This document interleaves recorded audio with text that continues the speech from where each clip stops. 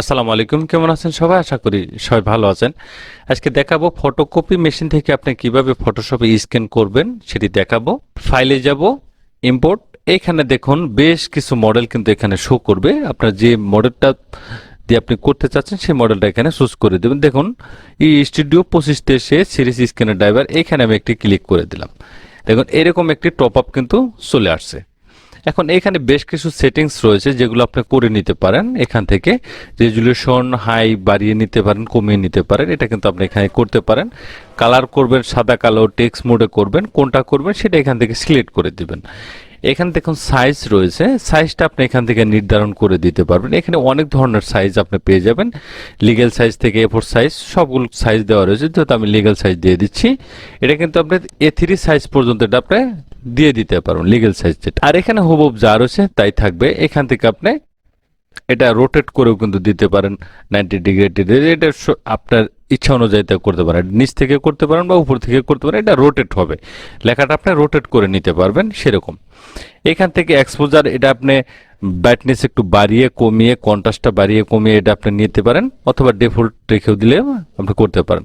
এখানে ইঞ্চিতে রয়েছে, মিনিমামে রয়েছে, যেভাবে আপনি করতে চান সেভাবে কিন্তু আপনি এখানে সেট করে দিতে পারবেন। আমি ইঞ্চিতে দিয়ে দিলাম, ইঞ্চি হয়ে যাচ্ছে। এটা হাইট করে দিব। এখন যদি আমি এখানে ক্লিক করি, স্ক্যানে ক্লিক করি, তাহলে দেখবেন যেটা আমার এটা কিন্তু স্ক্যান হয়ে যাবে। একদম দ্রুত সময় কিন্তু এটা স্ক্যান করে দিবে।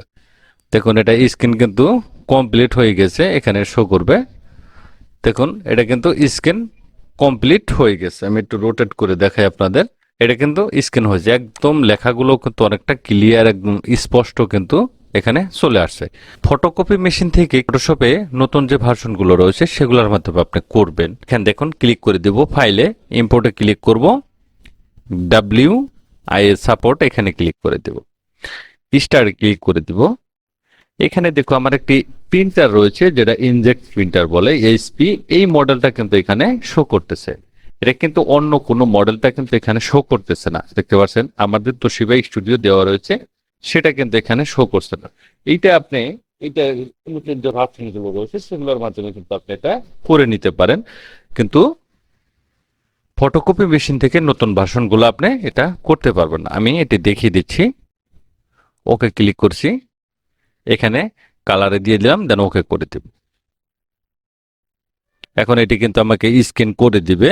এটা কিন্তু সেম পদ্ধতিতে কিন্তু আপনি করতে পারবেন, শুধু আপনি ফটোকপি মেশিন থেকে এই নতুন ভার্সনটা আপনি করতে পারবেন না। স্ক্যান কমপ্লিট, দেখুন এটা কিন্তু স্ক্যান হয়ে গেছে, দেখতে পাচ্ছেন।